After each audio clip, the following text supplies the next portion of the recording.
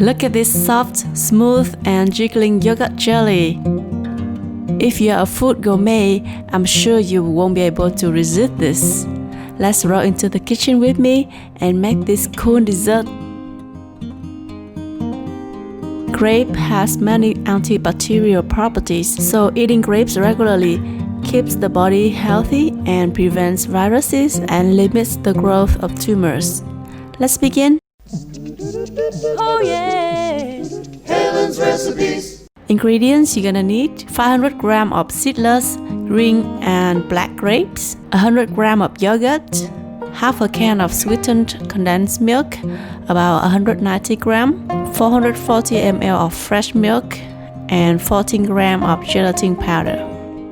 Combine the sweetened condensed milk with 320 ml of boiling water, then add fresh milk and yogurt, making sure that they are all at room temperature. Let the mixture run through a strainer to get a smooth mixture and then cover the container.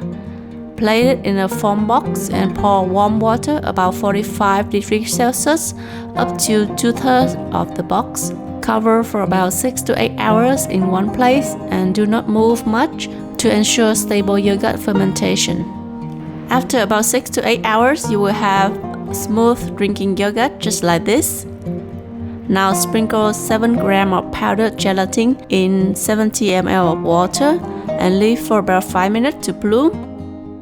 Then pour some boiling water into a larger bowl and then place the bowl of gelatin in the boiling water and stir until the gelatin dissolves into a transparent liquid.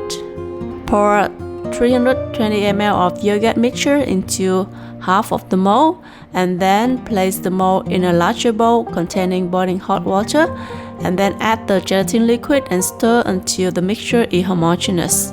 Cut the grapes in half. Arrange the grapes nicely to form a beautiful flower.